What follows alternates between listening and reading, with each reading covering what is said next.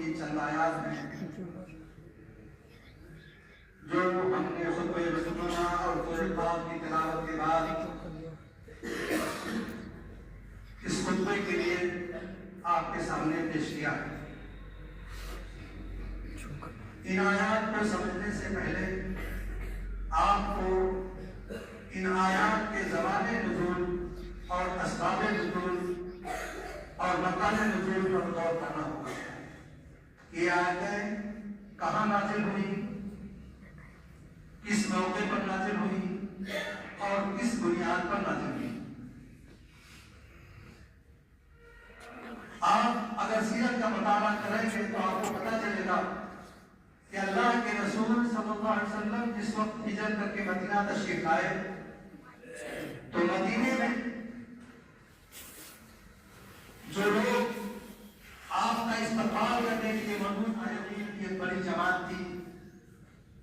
آپ کا ننھالی رشتہ بھی تھا، اس کی بنیاد پر ان سے قربت بھی تھی، لیکن وہیں مشرکین کا ایک جتھا جو کہ پہلے سے بھی آپ کا دشمن تھا، مکے میں تو آپ کی دشمنی حد سے بڑھ گئی جس کی بنیاد پر آپ کو مکے سے نکل کر کے ہجرت کرنا پڑا. لیکن ان مشرکین کے ساتھ ساتھ مدینے میں دو قومیں اور بھی آباد ہوئی جو نصارہ کے نام سے جانے جاتے ہیں. یعنی سب سے زیادہ غلبہ کر کے کہیے کہ یہودیوں ہی کا تھا. اور یہ یہودی کون ہے؟ آج آپ ہی کے قوم کو یہودی سمجھتے ہیں کہ وہی یہودی ہیں اور انہیں کی خطرت اور انہیں کی نسل سے ہے. اور یہ اپنے آپ کو حضرت موسیٰ علیہ السلام کے دین کے پیروکار کہتے ہیں، لیکن حقیقت یہ ہے کہ دین سے بالکل دور ہیں. ان کے پاس موسمی شریعت کا بھی ایک حصہ بھی نہیں ہے، بلکہ فسق و فساد کے علاوہ کوئی چیز نہیں. اور ان کی فطرت میں، ان کی شریعت میں پہلے ہی سے فسق و فساد، دسیسہ کاری اور یہ ساری چیزیں بےوست تھی، بھرپور تھی. تو مدینے میں اس وقت آپ نے کر کے تشریف لائے، مسلمانوں کی ایک جماعت، مشرکین کا ایک ٹولہ اور اسی طرح سے یہود و نصارہ کی جماعتیں موجود تھیں. بلکہ یہودیوں ہی کا غلبہ، جیسا کہ ہم نے کہا، یہودیوں ہی کا غلبہ تھا. اور جس وقت اللہ کے رسول صلی اللہ علیہ وسلم مدینے میں تشریف لائے اس وقت عبداللہ بن سبا یہودی کے تعلق سے لوگوں کا دونوں طرف اوس اور خزرج جو دو بڑے قبیلے مانے جاتے تھے، وہاں ان دونوں قبیلوں کا تقریباً اتفاق ہو چکا تھا اور اس کی تاج پوشی کرنا چاہتے تھے. اس کو وہاں کا امیر، اس کا والی بنانا چاہتے تھے. رسول صلی اللہ علیہ وسلم جب تشریف لائے تو اس آپ کی آمد کے وجہ سے اس کی ساری خواہشیں دھری کی دھری رہ گئی، اس کی چودراہٹ میں ختم ہو گئی، دب گئی. اور پھر یہ بڑا سبب یہ بھی بنا کہ اسی وقت سے وہ پھر اللہ کے رسول صلی اللہ علیہ وسلم اور مسلمانوں کے جنگ آزاد ہو گیا. اس وقت تک جب آپ تشریف لائے تھے تو اس وقت مسلمان کا بھی اسلام کا نہیں کیا تھا، لیکن کچھ دن کے بعد بھی اس نے اسلام کا لبادہ اڑ لیا. اور آپ کو یہ لگا دوں، عبداللہ بن سبا یہودی کی نسل سے ہی یہ یہودیت یہاں پر کی، اور وہی اسی کی گروہ سے توڑا تو یہودیوں کا واقعہ وہی کا تھا اور ان کی دسیسہ کاری اپنی جگہ مشہور تھی. بہرحال اس کو اس بات کی خواہش تھی کہ اس کی چودراہٹ چھن گئی، اس کی حکومت چھن گئی، اس کی تاجپوشی کا جو عہدہ چل رہا تھا وہ وہاں سے خش و خاک ہو گیا اور پھر اس میں ناکام رہا. اس کے لیے اس نے طرح طرح کے جتن بھی کیے اور انتہائی مختلف موقعوں پر، بلکہ بخاری شریف کی روایت ہے کہ اللہ کے رسول صلی اللہ علیہ وسلم ایک مرتبہ ایک مجلس سے گزرے. آپ قادر صاحب نوادہ رضی اللہ تعالیٰ عنہ کی عیادت کے لیے جا رہے تھے. راستے میں مسلمانوں کی ایک ٹولی وہاں موجود تھی، اس میں مسلمان بھی تھے، یہود بھی تھے، نصارہ بھی تھے اور مشرکین بھی تھے. آپ وہاں یہ بیٹھے ہوئے تھے، اللہ کے رسول کا گھر سے گزر ہوا تو اس نے اپنی ناک پر اپنی چادر کو یا اپنی رومال کو ڈال لیا اور باقاعدہ کہنا تو غلط رہنا ہمارے اوپر تو ہمارے بچوں میں آگے نہ ہو، اپنے گھر رہو، تمہارے پاس جائے ان کو دین کی باتیں سناؤ اور ہمارے بچوں کو ہم کو آپ کے اندر نہ کرو. ظاہر ہے کہ کوئی مسلمان یہ کیسے گوارا کر سکتا تھا کہ اللہ کے رسول صلی اللہ علیہ وسلم کی شان میں کوئی کھڑا ہو کر کے اس طرح کی گستاخی کرے. صحابہ اپنے پڑے اور کہا نہیں اللہ کے رسول صلی اللہ علیہ وسلم آئیں گے، ہماری آپ باتیں سنائیں گے اور سننا پڑے گا. کیا کر کے کافی مہینوں بڑھ گیا تو اللہ کے رسول صلی اللہ علیہ وسلم نے ان کو وہاں آرام بس کیا اور سجایا بجایا اور معاملہ کسی طرح سے رفع دفع کیا. اس کے بعد جب اللہ کے رسول صلی اللہ علیہ وسلم حضرت سعد بن عبادہ رضی اللہ تعالیٰ عنہ کے گھر پہنچے اور ان سے اس معاملے کو ذکر کیا کہ ایسے ایسی رات آ رہا تھا, راستے یہ معاملہ پیش آیا تھا اور اس نے اس طرح کی حرکتیں کی ہیں. انہوں نے کہا اے اللہ کے رسول صلی اللہ علیہ وسلم فداک امی, آپ کے آنے سے پہلے اس مدینے میں اس کی تاج پوشی کا پروگرام چل رہا تھا. آپ کے آنے کے بعد اس کی ساری تمنائیں خواب میں مل گئی ہیں, اس لیے آپ سے پرخاش رکھتا ہے, اس لیے آپ صبر کریں. یعنی اور اللہ کے رسول صلی اللہ علیہ وسلم نے وہاں کا گزر معاملہ بتایا اور سے کوئی آگے نہیں. تو ایک معاملہ تو میں نے بتایا جیسا کہ اس کی آیت دل پر تھی.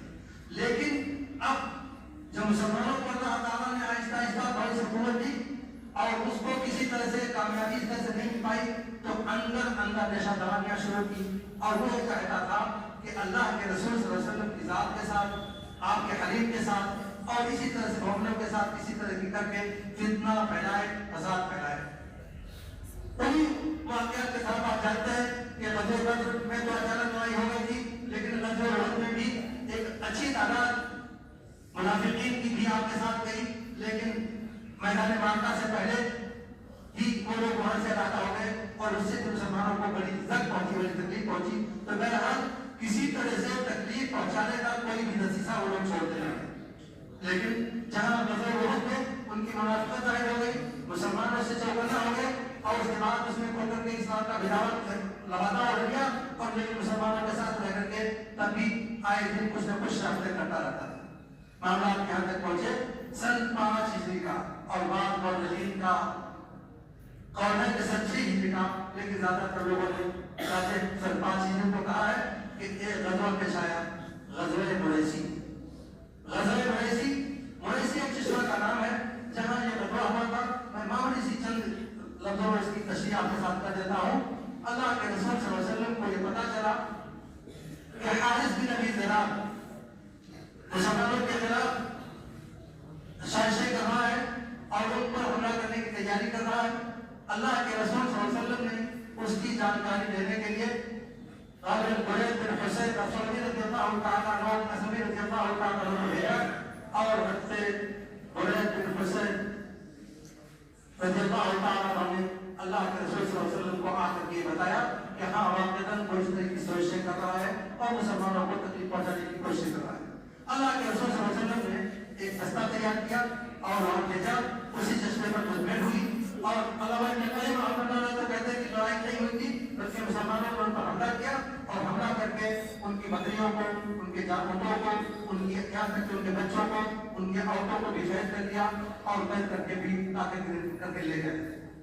لیکن اس موقع پر بھی ایک بڑی چیز جو زمانہ میں کوئی بڑی بات تو نہیں پیش آئی, مگر جو چیزیں ہیں ان میں سے ایک بڑا معاملہ ہے جس کی بنیاد پر یہ آیتیں سورہ نور کی 10 آیتیں نازل ہوئی اور وہ ہے حضرت عائشہ صدیقہ رضی اللہ تعالیٰ عنہا پر عصمت, آپ پر تہمت لگانے کا, آپ کی عصمت پر تہمت لگانے کا.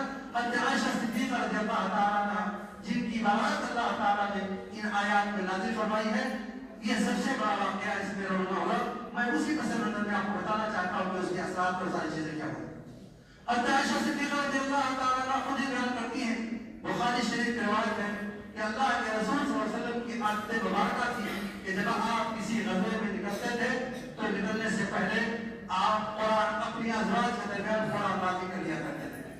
اتفاق سے میری باری بھی اس غزوے میں میرا نام اس قرآن بازی میں میرا نام نکلا اور میں آپ کے ساتھ ہو گئی اور اللہ کے رسول صلی اللہ علیہ وسلم نے وہاں تک پہنچ گیا, سفر کیا.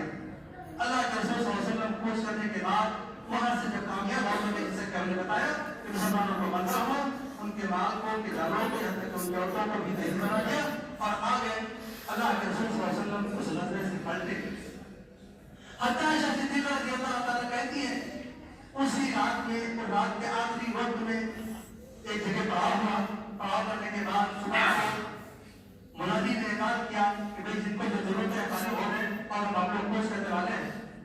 ہم عورتیں بھی پہلے عرب کی طرح سے, پہلے دیہات میں رہنے والوں کی طرح سے اس وقت یہ بات ہے کہ جب کہ ہمارے گھروں میں کسی طرح کا کوئی اس طرح کا بندوبست نہیں تھا اور باہر گئی تو وہاں کیا دیکھتی ہوں کہ میرے گلے میں جو ہاتھ تھا وہ کہیں ٹوٹ کر کے گر گیا. اب وہ ہاتھ جب ٹوٹ کر کے گر گیا تو میں اس کی تلاش میں لگ گئی. میں وہاں پڑتی ہوں جہاں کہیں شاید آپ وہیں گیا ہو. میں اس کو پلٹ کر کے تلاش کرنے کے لیے چلی گئی. اب جب وہاں گئی تو کچھ دن کے بعد مجھے اپنا کچھ تاخیر ہو گئی. اور تاخیر ہونے کے بعد جب میں آ کر کے اصل منزل تک جہاں پڑاؤ تھا وہاں پہنچی تو دیکھتی ہوں کہ قافلہ جا چکا ہے. اب قافلہ جا چکا ہے. اکیلے خاتون کیا کر سکتی ہیں؟ صحرا ہے, میدان ہے, کہیں کوئی آدمی نہیں ہے تو ہم کیا کرتی ہیں؟ لیکن بڑی ہوشیار اور ذہین تھی. انہوں نے سوچا کہ میں جہاں سے اس قافلے سے جہاں سے گیا اور جہاں میں تھا اگر لوگ آئیں گے تو یہی تلاش کریں گے. اس لیے وہ اسی قافلے پر جہاں تھی وہ وہیں آ کے بیٹھ گئی. اللہ کی مشیت, اللہ کی حکمت, بیٹھنی کچھ دیر تک انتظار کرتی نہیں. ظاہر ہے کہ آدمی سفر میں ہو, پریشان ہو تو نیند بھی آ جاتی ہے. اور رات کا آخری پہر تھا. حضرت عائشہ صدیقہ رضی اللہ عنہا کہتی ہے کہ میری بھی آنکھ لگ گئی اور میں بھی وہیں سو گئی. اور میں اسی زمین پر سوئی ہوئی تھی. اور آپ کو یہ بھی بتا دوں کہ غزوات کا ایک دستور یہ بھی تھا. اللہ کے رسول صلی اللہ علیہ وسلم جب کسی جنگ کی جو تیاری کرتے تھے ایک پلاننگ کے تحت ایک بات یہ بھی ہوتی تھی کہ کچھ لوگوں کو, جیسے آپ نے پڑھا ہوگا کہ میمنہ, میسرہ, خلف, ساقہ, یعنی ایک دستہ ہوتا تھا جو بیچ میں ہوتا تھا, ایک دستہ جو بائیں ہوتا تھا, ایک داہنے ہوتا تھا اور ایک پیچھے ہوا کرتا تھا کہ کوئی سامان ملا پڑا ہو, کوئی مسافر چھوٹ گیا ہو یا اس کو لینے کے لیے رہ جائے. کبھی سر یہ بات تھی کہ وہاں دن نکل آیا اور میں وہاں سوئی ہوئی تھی. حضرت صفوان بن معطل رسولانی سمت اقوال رضی اللہ تعالیٰ عنہ جو اس دستے کے پیچھے تھے آئے ہو اور انہوں نے دیکھا کہ میں وہاں سوئی ہوں.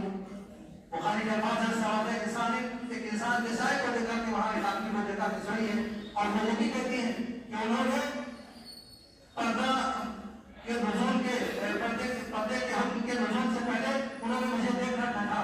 آیت حجاب سے پہلے انہوں نے مجھے دیکھ رکھا تھا, اس لیے مجھے دیکھتے ہی پہچان گئے. لیکن پہچاننے کے ساتھ ساتھ انہوں نے فوراً مجھے دیکھا تو انا للہ و انا الیہ راجعون پڑھا. کہتے ہیں تو پستیقظ تو باسترجاعہ, میں جب انہوں نے انا للہ پڑھا میں ان کے اس پڑھنے کی وجہ سے میں بیدار ہو گئی. اور جب بیدار ہو گئی میں نے اپنا کپڑا سنبھالا, بیٹھ گئی. وہاں بیدار ہونے کے ساتھ ساتھ جب یہ معاملہ آیا اور وہ نکل کے وہاں آئے تو ایسی صورتحال میں انہوں نے کوئی چیز انا للہ پڑھنے کے علاوہ انہوں نے کوئی چیز نہیں کہی. اور ایک بات یہ بتا دوں کہ انہوں نے کہا کہ جب وہاں سوئی تھی انہوں نے اٹھا کر کے اپنا اونٹ بیٹھایا, حوض پہ بیٹھا لیا اور مجھے اپنے اونٹ پہ سوار کر لیا اور نکیل پکڑ کر کے ساتھ ساتھ لاتے رہے. اس کے علاوہ انا للہ کے علاوہ انہوں نے کوئی ایک لفظ, نہ میں نے کوئی بات کی نہ انہوں نے کوئی بات کی. بات صرف اتنی تھی. اور جہاں کا بتایا جہاں قافلہ آ کے رکا ہوا تھا وہاں لا کر کے ہم لوگ پہنچ گئے. اور جب پہنچ گئے تو پہنچنے کے ساتھ ساتھ اور لوگوں کے ساتھ شریک ہو گئے. تو شریک ہونے کے ساتھ ساتھ پھر اللہ کے رسول صلی اللہ علیہ وسلم اپنے گھر میں اور سارے لوگ پہنچ گئے. حضرت صدیقہ رضی اللہ عنہا کہتی ہے کہ میں مدینہ پہنچنے کے بعد اتفاق کی رات کہ میری طبیعت خراب ہو گئی, میں بیمار ہو گئی. اس بیماری میں میں اپنے گھر رہنے لگی. کوئی مسئلہ نہیں گزرا, تقریباً 1 مہینے کا پورا عرصہ ہو گیا. اللہ کے رسول صلی اللہ علیہ وسلم بازار میں کیا چیزیں چلتی ہیں, مدینہ میں کیا باتیں اڑائی جاتی ہیں, اس کا کچھ کسی طرح کا کچھ پتہ نہیں تھا. یہ عبداللہ بن ابی سلول جو ریشم منافقین تھا, جس نے مجھے بتایا کہ اتنی سی بات کو ایک پتنگ میں پکڑ دیا اور ان پر کسی طرح سے اتہام لگانا شروع کر دیا. اور اس کے ساتھ کچھ مومنین مسلمین بھی جو اللہ پر ایمان رکھتے تھے, اللہ کے رسول سے محبت رکھتے تھے, وہ بھی اسی جھانسے میں آ کر کے اور وہ بھی ان کی ہاں میں ہاں ملانے لگے. بہرحال حضرت عائشہ صدیقہ رضی اللہ عنہا کہتی ہے کوئی مسئلہ نہیں تھا. البتہ جب میری بیماری بڑھتی گئی اللہ کے رسول صلی اللہ علیہ وسلم میرے پاس آتے اور پوچھتے کئی ٹھیک تم, تمہاری کیا کیفیت ہے, اور اتنا میں کہتی الحمدللہ کہ میں اپنی طبیعت بتاتی اور اللہ کے رسول صلی اللہ علیہ وسلم چلے جاتے, کبھی میرے پاس نہیں ہوتے. یہ معاملہ ایک لمبا عرصہ گزر گیا, میری پریشانی بڑھتی گئی. ایک دن کی بات ہے کہ میں ام مصطح کے ساتھ باہر پھر صبح قضاء حاجت کے لیے باہر گئی. اسی راستے میں کہیں ان کی چادر मस्तह की चादर पैर में फिसल लिपट गई और वो फिसल करके गिर गई। वो कहती है तरसा और मस्तह हलाक और बर्बाद हो। एक से दो रुपये गिरी, उन्होंने बात बातें कही। उसके बाद कहती है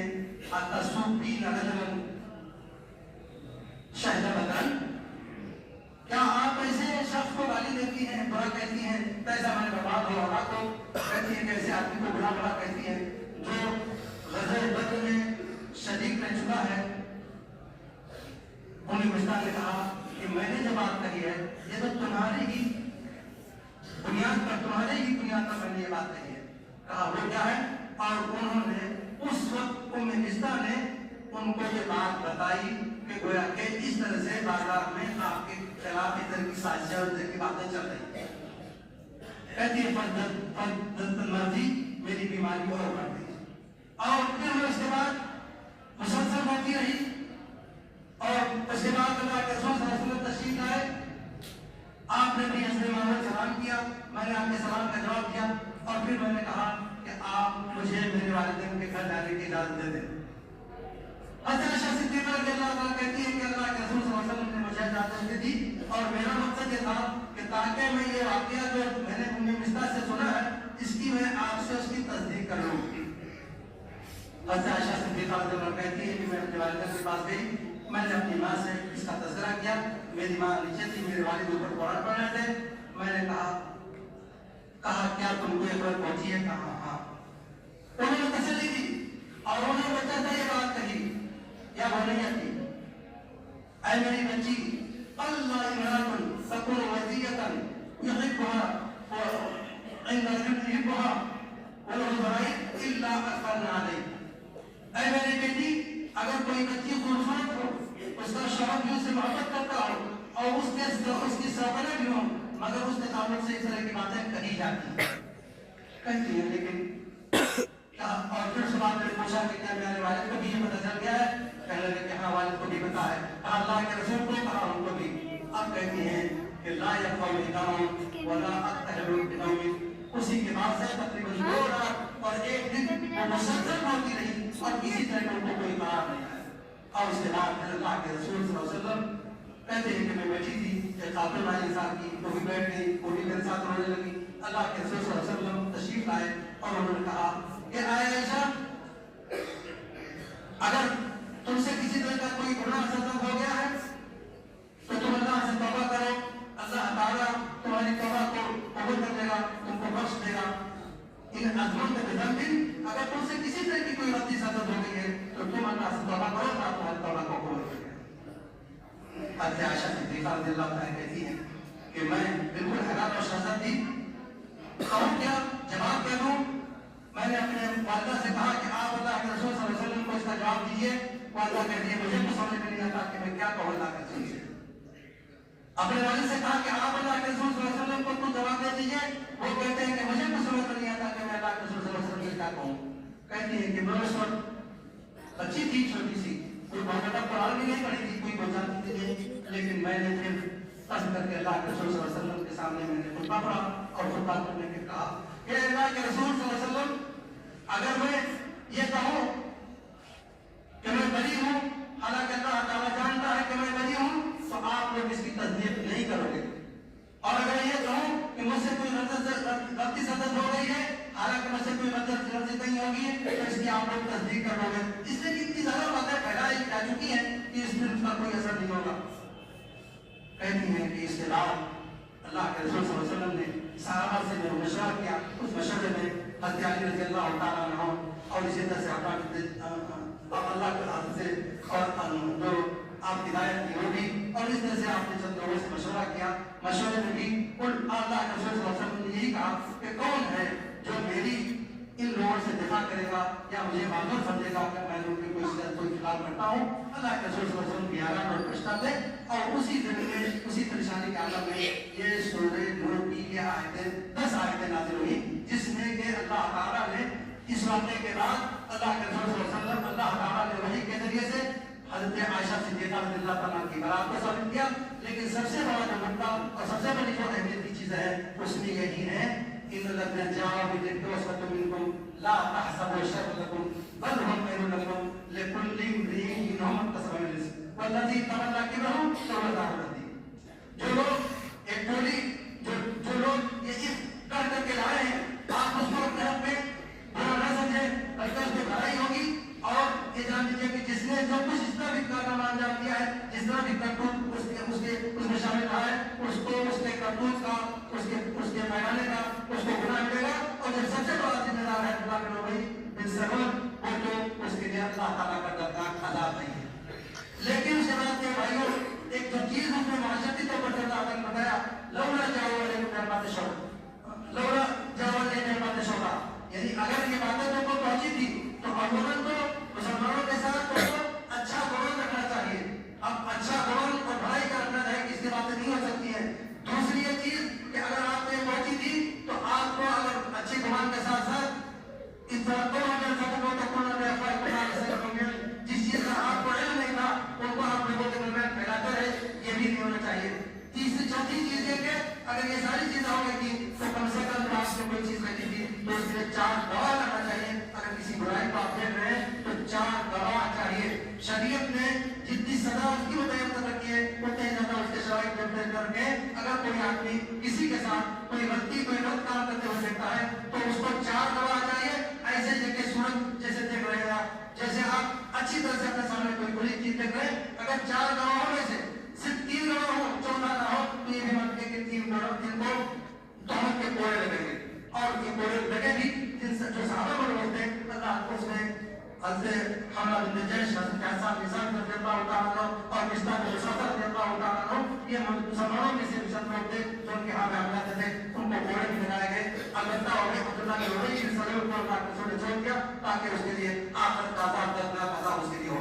لیکن میرے بھائیوں معاشرتی طور پر آج ہمارے اور آپ کے لیے ہے پہلی چیز تو یہ کہ ہمیں مسلمانوں کے ساتھ اچھا رہنا چاہیے. دوسرے کے کوئی چیز نہیں سنے تو اس کو کسی دوسرے سے بیان نہیں کرنا چاہیے. تیسری یہ چیز کہ اگر اس طرح کی چیز ہو جب تک آپ کے پاس گواہی نہ ہو جب تک کسی کو بتانا چاہیے. ان الذين يحبون ان تشيع الفاحشه في الذين امنوا لهم عذاب اليم في الدنيا والاخره. وہ لوگ جو چاہتے جو فرش چیزوں کو لوگوں کے درمیان پھیلاتے ہیں ان کے لیے برا کے دردناک عذاب کی بشارت کی خوشخبری اللہ تعالیٰ نے دی ہے. ان کو وحی سنائی ہے تو ان کے لیے دردناک عذاب ہے. اس لیے میرے بھائیوں اگر کسی کی تعلق سے کسی کے کارن میں کہیں کوئی برائی آ جائے تو آپ جان لیجیے کہ اس کو کسی طرح سے کہنا چاہیے بلکہ اللہ کے رسول کی بشارت ہے من ستر مسلمن ستر اللہ علیہ فی الدنیا والآخرہ. جس نے کسی مسلمان پر پردہ پوشی کی کوئی خبر سنی اچھی حدیث خبر سنی اس پر پردہ پوشی کی تو اللہ تعالیٰ اس کے عیوب پر دنیا اور آخرت میں پردہ پوشی کروائے گا. اسی طرح سے کوئی جہاں کو فاسق فتبینوا اگر تمہارے پاس کوئی فاسق خبر لے کر کے آتا ہے تو اول پہلے اس کی تصدیق کر لو پھر تصدیق کی کوئی بات نہ کہو اور اگر کہتے ہو تو اس کے لیے دردناک عذاب ہے. حضرت عمر رضی اللہ تعالیٰ عنہ کی روایت ہے مسلم شریف کی کہتے ہیں کہ اللہ کے رسول صلی اللہ علیہ وسلم نے ایک مرتبہ صحابہ سے پوچھا اتدرون ما الغیبہ صحابہ نے بتاؤ کہ غیبت کس کو کہتے ہیں جانتے ہو؟ صحابہ نے کہا اللہ و رسول عالم اللہ اس کے رسول جانتے رہتے جانتے ہیں. پھر اللہ کے رسول صلی اللہ علیہ وسلم نے فرمایا ذکر کا اخا کا مائکہ غیبت یہ ہے کہ اپنے بھائی کا ان چیزوں کا ذکر کرو جس سے وہ اپنا چیز کا بدل کرتا ہو. آپ نے کوئی چیز سنی آپ کو یہ پتہ ہے اس کو اگر پتہ چلے گا اس کو تکلیف ہوگی اس کو ناپسند کرے گا تو ایسی چیزوں کو بیان کرنا یہ غیبت ہے. صحابہ نے کہا کہ اللہ کے رسول اگر میرے بھائی میں وہ برائی پائی جاتی ہو اس نے وہ غلطی کی ہو اس نے چوری کی ہو اس نے زنا کیا ہو اس نے غیبت کیا کوئی اور بڑا کام کیا ہو اس نے یہ پائی جاتی ہو تو آپ نے کہا یہی تو غیبت ہے. کوئی لم یکن فیہ فقط کہتا ہوں اور اگر جب اس کے اندر یہ برائی نہیں پائی جاتی تو یہ الزام تراشی ہے بہتان تراشی ہے. تو میرے بھائیوں بہتان تراشی یہ منافقین کی فضل ہے اور اس لیے دردناک عذاب ہے. اور اس کے لیے آپ یہ بھی جانتے ہیں کہ منافقین کس کو کہتے ہیں. منافقین کی علامت اللہ کے رسول صلی اللہ علیہ وسلم نے بتائی ہے اذا قلنا خان اذا حدث كذبا واذا صافح فجر.